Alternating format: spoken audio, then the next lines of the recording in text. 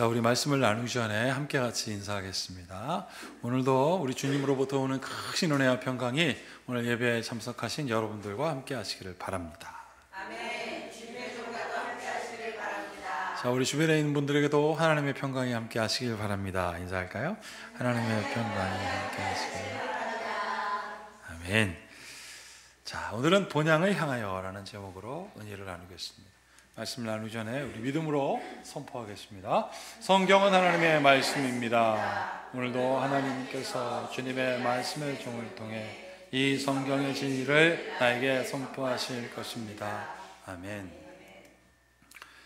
여러분, 우리가 예배 드릴 때 예배하는 여러 가지 순서들의 멘트나 또 의미를 알면 이 예배가 얼마나 귀한지 우리가 다시 새기게 됩니다. 이 사도들은요, 예배할 때마다 예수님이 거기 계시고 예배할 때마다 예수님의 생각나니까 이들이 예수님께서 부활하시고 첫 번째 하셨던 인사를 잊지를 못하겠는 거예요. 그래서 이렇게 말씀 전하기 전에 주님의 평화가 함께 하시길 바랍니다라고 했고, 그거를 주님의 종에도 있기를 바랍니다라고 정말 사랑하는 마음으로 믿음으로 인사하고, 그 다음에 옆 사람하고 함께 같이 막 은혜를 나눴어요. 우리는 비록 이렇게 앉아서 하지만 그때는요, 의자가 어디 있었겠습니까? 막 돌아다니면서 주님의 평화가 함께 하시길 바랍니다. 그래놓고 그 사람들이 말씀을 들을 때 이 기대가 어땠을까요? 그 기대가 막 소름 끼치고, 그 말씀의 역사가 있으니까 막 앓는 사람이 낫고 병든 사람이 일어나면 누군가가 또 고침받고 귀신이 떠나는 역사가 막 일어나니까, 오늘 사도행전에서 종교 지도자들이 뭐라고 합니까? 제자들에게 그 예수 부활했다는 얘기 좀 하시실래요? 그 부활을 믿는 사람들이 모여가고 예배할 때마다 기적 같은 일들이 일어나니까 자기들의 지도력이 자꾸 떨어지는 것 같은 거예요. 그러니까 하지 말라고. 그러니까 사도 베드로가 뭐라고 얘기합니까? 나는 다른 거 다 모르겠고 예수님의 이름밖에 아는 거 없습니다. 난 그걸 알 뿐입니다 라고 얼마나 담대하게 말했는지 몰라요. 그런데 여러분, 그 사도 베드로가 어떤 사람이었는 줄 아세요? 엄청나게 상처받은 사람입니다. 그냥 마음으로 상처뿐만 아니라 육신으로도 감옥에 갔다 오고 막 난리. 여러분, 그럼에도 불구하고 그는 뭐라고 얘기해요? 그 상처 다 치유받았고 나는 예수님의 이름만 압니다. 여러분, 혹시 이 단어 아십니까? PTSD 많이 들어보셨죠? 외상후 스트레스 장애. 이것 때문에 생긴 게 트라우마라고 말합니다. 여기서 외상후 스트레스 장애 PTSD 끝에 D가 무슨 뜻이냐면 영어로는 disorder 그래갖고 장애라는 뜻이거든요. 자, 보십시오. 장애. 이 장애는 처음에 한자로 보면 장자가 거칠 장자예요. 장애물 장자입니다. 그 애는 여러분 이런 거죠. 애가 타게 할 때 하는 애예요. 아픈 거예요. 장애물들이 많이 생겨서 아파졌어요. 그런데 여러분이 아픔 중에 태어날 때부터 안 들리거나 뭐 팔이 없거나 이거는 괜찮아요. 적응합니다. 원래 그런 줄 아니까. 근데 중도 장애를 입은 사람들은요, 엄청난 아픔을 경험합니다. 그걸 바로 외상을 경험한 스트레스가 반복돼서 생기는 disorder, 장애인데요. 여러분, 이 disorder라는 영어의 단어를 보면 저 끝에 보면 order라는 말은 질서라는 뜻입니다. 질서. 명령이라는 뜻은 질서라는 뜻이에요.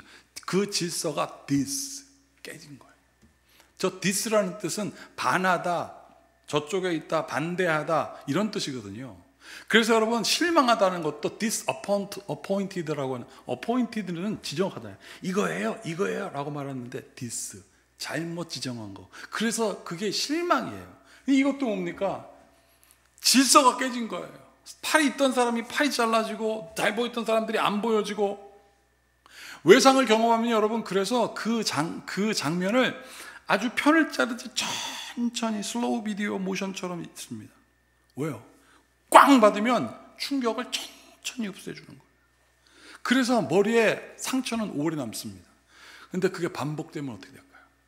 그 천천히 오는 거는 우리의 마음이, 뇌신경이 충격이 오면 천천히 오게 해서 안전하게 지켜주는 일종의 안전장치거든요. 그래서 그런 일들이 오면 자세히 기억나게 합니다. 경고하는 거예요. 자, 그런데 이게 반복되면 바로 새겨지죠. 그래서 PTSD, 외상후 스트레스 장애가 생기는 거예요. 자, 그러면 이 장애 어떻게 극복할 수 있을까? 첫 번째는 그 문제로부터 분리시켜줘야 돼요. 소방관이 PTSD 장애가 제일 크거든요. 무너진 잔해거나 불탄 집에 가면 다 탄 시신을 보는 거예요. 그 잔인한 걸 몇 번 반복하니까 PTSD가 오는 거죠. 그래서 어떻게 하냐면 첫 번째로 그 장소로부터 분리해 줍니다. 그 다음에 두 번째는 뭐라고 하는 줄 아세요? 상담사를 연결해 줍니다. 그리고 이렇게 말해줘요. 괜찮아요. 괜찮아요. 얼마나 놀랐어요. 그럼요. 충분히 놀랐겠네요. 아유, 그랬군요. 이렇게 괜찮다고 해줍니다. 그러면 마지막 세 번째 어떻게 되는 줄 아세요? 그럼 이 사람 마음 가운데 안정감이 느껴지기 시작합니다. 아, 그래. 내가 괜찮구나. 여러분, 그런데 막 그 사건 현장 갔다 와서 막 부들부들 떨고 있는 사람한테 딱 가고 막 설명해. 야, 그때 그 잔해 무너졌고 그 시신이 이렇게 됐고 막 그걸 더 아로 새겨줘 보세요. 설명하면 안 돼요. 상처받은 사람한테 야, 내가 경험해보니까 너 그거 아니야. 안 돼요. 그래서 우리한테 유명한 노래들이 많아요. 지나간다는 노래. 아픔 지나간다, 뭐 감기처럼 지나간다. 그게 뭐예요? 괜찮아, 괜찮아 하는 거예요. 여러분, 베드로가 얼마나 큰 상처를 받았는 줄 아세요? 여러분, 예수님의 제자들이 얼마나 큰 상처를 받았게요. 그게 뭐예요?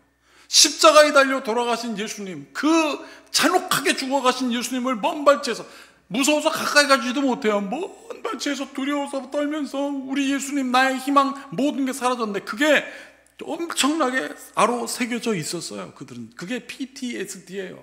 가는 데마다 예수님, 네가 예수님 제자지, 그 사람 죽였는데 너도 한패지, 막 설명해 주네. 더 새겨지니까 더 도망간 거예요. 자, 그런데 이 PTSD가 생길 만한 외상 후에 전혀 반대 상황이 발생했습니다. 부활이에요. 여러분, 그럼 제자들이 예수님의 부활을 보고 와우, 해방, 다 치유받았네, 후시딘, 이런 거 아니거든요. 예수님께서 나타나니까 또 놀랐어요. 그때 놀란 것보다 또 다른 놀람이에요. 그러니까 예수님께서 어떻게 했습니까? 괜찮아, 괜찮아 하신 거예요. 어떻게? 얘들아, 나야 괜찮아. 여기 봐라, 여기 못자국 있잖아. 여기 봐라, 여기 창자국 있잖아. 그러니까 이 사람들이 진짜네. 그걸로 안 되니까 예수님께 두 번째 갔어요. 두 번째는 또 뭐라고 그랬어요? 야, 내 이 손 보고 옆 보고 그 다음에 발도 봐, 발도 상처가 있잖아. 여러분, 그걸로 끝난 게 아닙니다. 세 번째 찾아갔어요. 세 번째. 이제는 이렇게 말씀하세요. 내가 너희들에게 손과 발을 보여주었으면서 믿지 못하느냐? 영은 만질 수 없지만 육은 살아있잖아. 만질 수 있잖아. 나 부활했어. 그래도 제자들이 너무 기쁘지만 성경에 뭐라고 그랬습니까? 지난주 설교입니다. 놀라서 믿지 못하니까 예수님께서 세 번째로 괜찮아, 괜찮아 하시는 게 뭐냐면 먹을 것 좀 갖고 와라. 같이 먹은 거예요. 그래서 이들이 그제서야 예수님을 어떻게 됐다? 믿게 되었더라. 사랑하는 여러분, 예수님 못 믿고 또 믿음이 뭔지 모르겠습니까? 걱정하지 마십시오. 예수님께서 이렇게 여러분들을 이끄십니다. 우리의 무질서, 그 오더, 질서가 다 무너진 것, 그래서 디스오더였던 장애를 예수님께서 다 이렇게 치유하시는 거예요. 그래서 오늘 예수님께서 마지막 성만찬, 마지막 만찬이라고 하는 그 최상급을 써서까지도 마지막 만찬이라고 하면서 제자들에게 했던 그 만찬도 이 제자들에게 엄청나게 깜짝 놀란 순간이거든요. 왜냐하면 그 만찬 후로 예수님 죽는다고 하시고 그 만찬장에서 예수님 배신자가 막 나오고 말이에요. 그렇게 깜짝 놀란 그들에게 예수님께서 이렇게 말씀하십니다. 너희는 마음에 근심하지 말라. 괜찮아. 너희들 하나님 믿지? 그러면 또 나도 믿어야지. 그러면서 또 말씀하십니다. 2절 3절이 굉장히 중요해요. 내 아버지 집에 거할 것이 많도다. 그렇지 아니하면 너희에게 일렀으리라. 내가 너희를 위하여 거처를 예비하러 가노니. 하나님 나라 없다고 말하면, 없었으면 내가 너희들에게 미리 얘기했을 거예요. 없다고. 그런데 여기 뭐라고 그래요? 있다. 거기는 내가 너희를 위하여 거처를 예비하러 간다. 그렇게 말씀하세요. 천국이 있다니까 이렇게 얘기하는 거예요.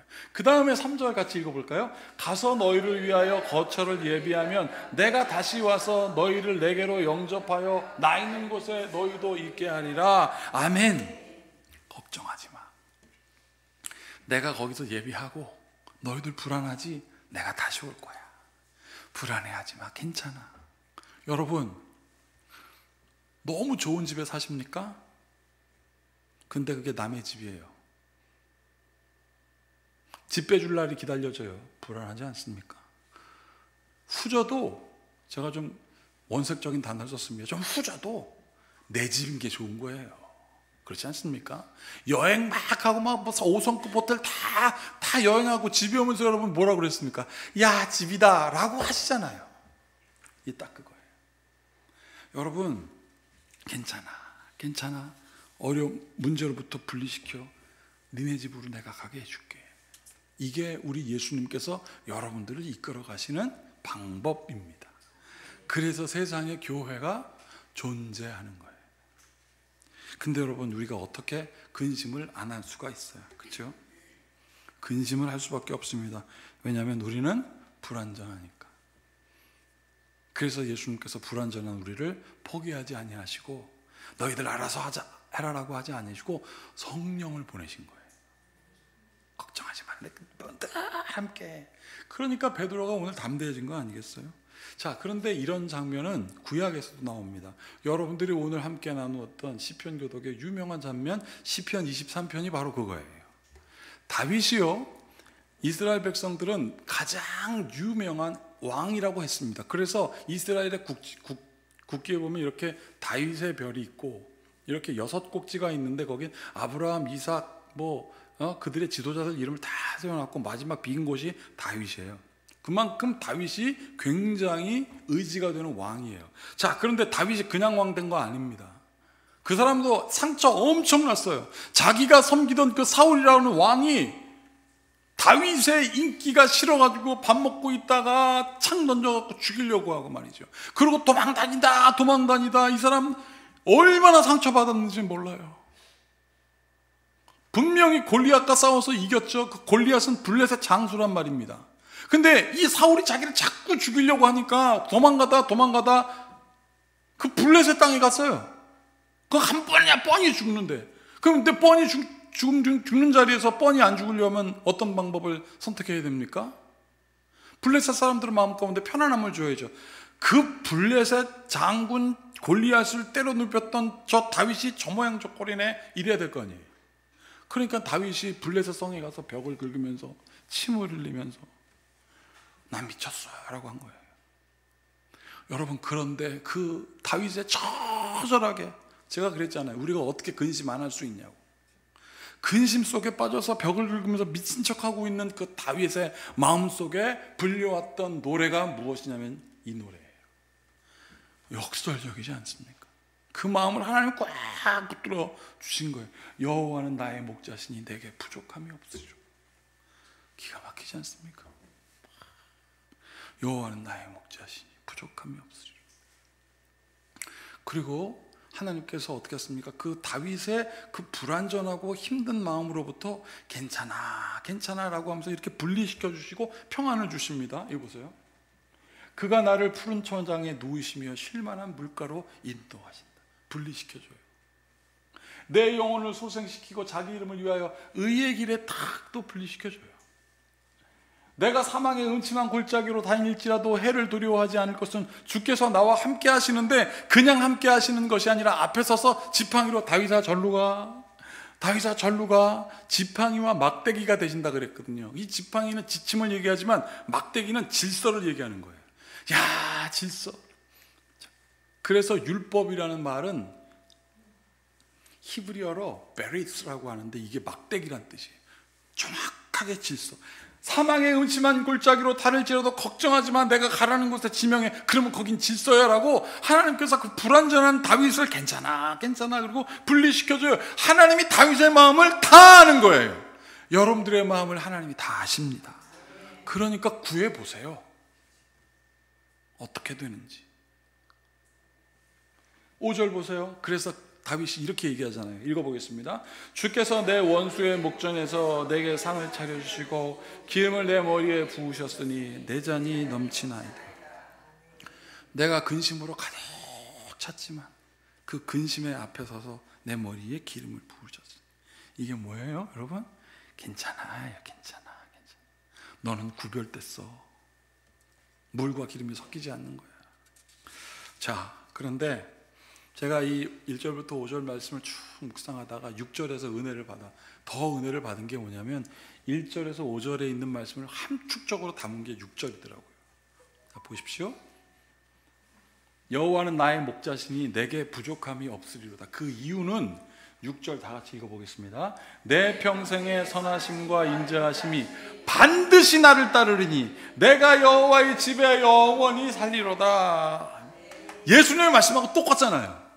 제자들에게 불안해하지 마. 내가 집을 예배해주러 갈게. 갔다가 너희들 불안해하면 내가 다시 와서 내가 친히 인도할게. 다윗도 똑같이 고백했습니다. 내가 여호와의 집에 영원히 살리로다. 여러분, 불안한 제자들, 충격받은 제자들을 예수님께서 만나시고 그 만나신 제자들에게 예수님께서 하신 말씀이 얘들아, 본향에 가면 너희들 집이 있어. 걱정하지 마. 내가 너희들 다 알아. 여러분들을 주님이 다 아십니다. 제가 사진 하나 보여드릴게요. 여러분, 여기가 어딘지 아십니까? 여기 써 있습니다. 자유로라고 써 있습니다. 어느 자유로라면 여기 이제 이 고양시에서 이 파주로 가는 자유로예요. 제가 이 주유소를 지날 때마다 꼭 생각나는 경험이 있습니다. 예화는요, 여러분 저기 미국에 있는 스미스시를 예화로 들면 이렇게 안 와요. 우리의 삶의 예화를 해야지. 14년 전이었어요. 꼭 14년 전. 우리 큰아들이 6살 때였습니다. 그때는 저희 교회를 개척하고 얼마 안 돼서 지하에서 개척했다가 감사하게도 또 이렇게 3층으로 옮겨서 한참 예배할 때요. 겨울이었습니다. 교회는 능곡에 있었고 집은 파주에 있었어요. 예배가 끝났어요. 그 겨울에 이제 집에 가야 됩니다. 그리고 6살 난 아이를 하나 뒤에 두고, 그리고 우리 둘째는 어머니가 데리고 가고 우리는 큰애들만 데리고 이제 집에를 갔습니다. 마침 자유로를 딱 올랐는데 큰아이가 일어난 거야. 아빠 응가 말이요. 그래서 내가 이제 좋게 얘기했죠. 우리 아내랑. 태준아, 이제 곧 주유소 나오니까 그때까지만 참을래? 그랬어요. 그러니까 네. 한 5분 지났을 거야. 얘가 아빠 배가 터질 것 같아요. 배가 터질 것 같아요. 막 그러는 거예요. 그러니까 제가 그때 제가요 좀 깔끔을 떨거든요. 차 시트에 깔끔을 터는데 거기에 DDONG가 묻어보세요. 어떻게 되나. 그래서 제가 막 이렇게 입을 꽉 하면서 대준아 조금만 참아라. 근데 얘가 아빠 터질 것 같으면 이제 비상이 울린 거죠 막.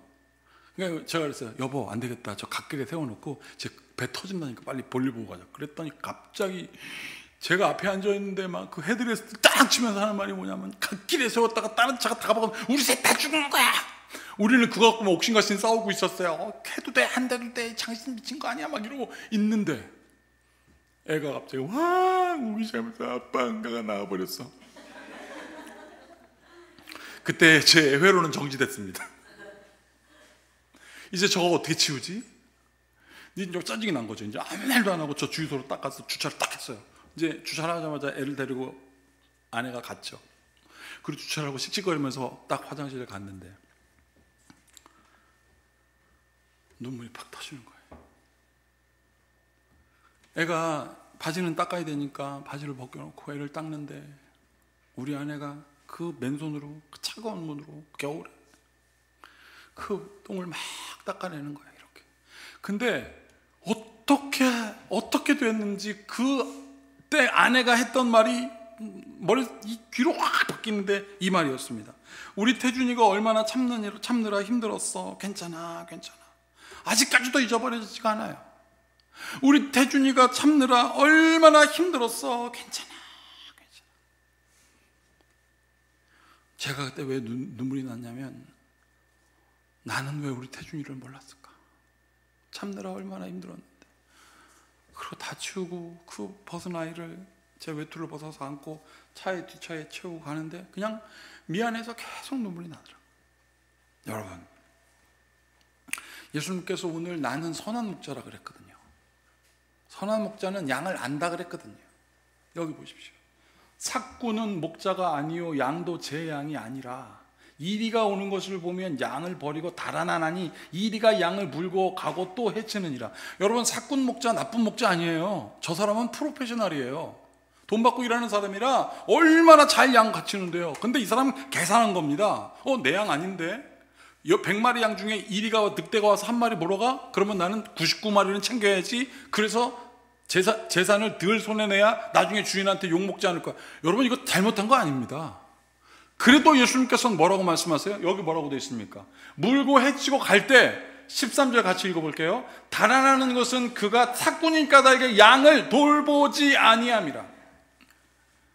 삭군은 돈 받은 만큼 열심히 일해요. 그러나 내 건 아니에요. 나는 양을 몰라요. 양이 도망가도 죽든 상관없어요. 내가 돈 받은 만큼만 일하면 되는 거예요. 그런데 예수님은 나는 아니다.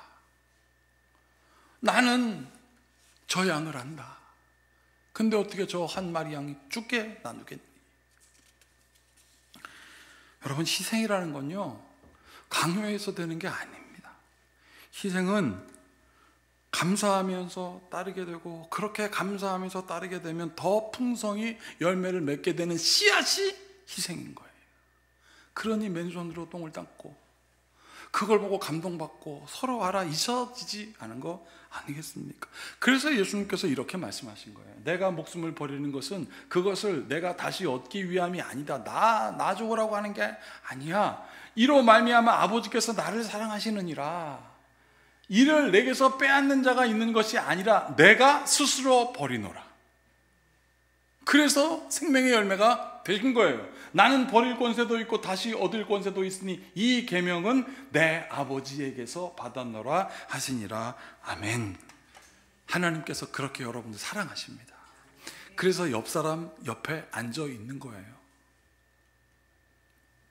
좋은 거 주고 싶으니까. 좋은 게 뭐예요? 예수님한테 가자. 그분이 이끄시니까. 스페인에 가면 1000년이나 된 길이 있습니다. 지금도 그 길을 사람들이 많이 애용합니다. 유명한 길입니다. 바로 산티아고 길이에요. 산티아고 길. 이 길의 끝에 가면 산티아고라는 성당이 있는데 그 성당에 성 야고보, 예수님의 제자 야고보의 유골이 있어요. 그래서 사람들이 그곳을 향하여 갑니다. 자, 그런데 갈 때마다 이 길이 얼마나 긴지 모르거든요. 그런데 갈 때마다 이러한 표식이 있대요. 이런 표시, 조개 표시. 부활의 상징에도 조개가 있거든요. 왜냐하면 닫혀 있다가 열리니까. 그런데 이 조개 옆에 뭐라고 써 있냐면 산티아고 데 콤포스텔라라고 써 있습니다. 이 산티아고라는 지명, 데는 투예요. 어디로 향해라. 콤포스텔라라고 뭐냐면 별들이 쏟아지는 들판.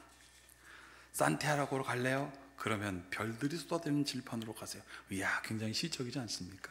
근데 이 별들이 쏟아지는 들판이라고 하는 포스텔라라는 뜻이 무엇이냐면 여러분들이 그 길을 걸을 때 저 별들이 너희를 다 주목하고 있을 것이고 네가 가는 기간에 많은 만남이 있을 것이고 그렇게 만남을 가다 보다면 집이 있을 거야. 가는 집이 있을 거야. 그 집은 있어. 바로 산티아고 성당이에요. 그래서 가다 보면 치유가 되고 그 길을 걸으면서 사람들이 위로를 받는다는 것입니다. 여러분, 주님과 동행하십시오. 믿음의 눈 들어 그와 동행하십시오. 그러면 이 또한 드러난 모든 근심도 그냥 지나갈 것입니다. 병원에 가면 의사들이 환자들에게 각각 목표를 정한답니다. 그 목표가 무엇이냐면 그 병이 낫는 거예요. 완전히 처음으로 가는 건 사실 불가능합니다. 그래서 그거를 관해라고 합니다. 이 관해가 목적이라고 하더라고요. 이 관해를 다른 말로 얘기하면 완화되는 게 목적인 거예요. 그래서 이 완화되는 게 무엇인가 제가 한번 찾아보니까 우리가 주일날 하는 예배 순서에 그게 있어요. 사죄를 선포하는 너희의 죄를 사하노라 라고 하는 거 있잖아요. 우리가 죄 고백하면 말씀의 종인 나는 여러분들의 죄가 사함을 선포합니다. 이 사면이라는 말과 이 관회라는 말이 영어 단어로 똑같더라고요. 바로 이 말입니다. 관회, 리미션이에요. 여러분, 리미션이라는 말을 보면 이렇게 되어 있어요. 다시 사명을 주다. 우리의 육신이 아파서 넘어지면 그거를 완화시켜서 다시 사명, 다시 무엇인가 할 수 있도록 바꾸어주는 게 완화의 목적이라면, 사면도 뭐냐면 사죄를 선포하는 것이 뭐냐면, 그래 우리가 죄인으로 살았지만 성부와 성자와 성령의 이름으로 사면을 받고 세례를 받고 다시 한번 사명을 받고 앞으로 나가자. 어디로? 본향으로. 우리에게 준비하신 그 집으로 가자 이겁니다. 이거를 알았기에 사도 요한은 이렇게 얘기했습니다. 다 같이 읽어볼게요. 이 계명을 지키는 자는 주 안에 거하고 주는 그의 안에 거하나니 우리에게 주신 성령으로 말미암아 그가 우리 안에 거하신 줄을 우리가 아느니라. 여러분, 성령 충만한다는 것은 내가 어떤 걸 깨달아서 내가 무엇을 알기에 내가 확신이 있어서 그거 성령 충만이라고 말하기가 곤란해요. 성령 충만은 서로 함께 하면서 알게 돼요. 야, 그래서 우리가 여기에 거하여 있구나. 우리가 돌아갈 곳이 있습니다. 다시 돌아갈 곳은 우리 스스로 하기 어렵기 때문에 우리 주님이 오셔서 우리를 이끌어 가십니다. 이 모든 지각에 뛰어난 주님의 평강이 본향으로 인도하시는 선한 목자 되시는 주님 안에서 여러분들의 마음과 생각을 지킬지어다. 기도하시겠습니다. 주님,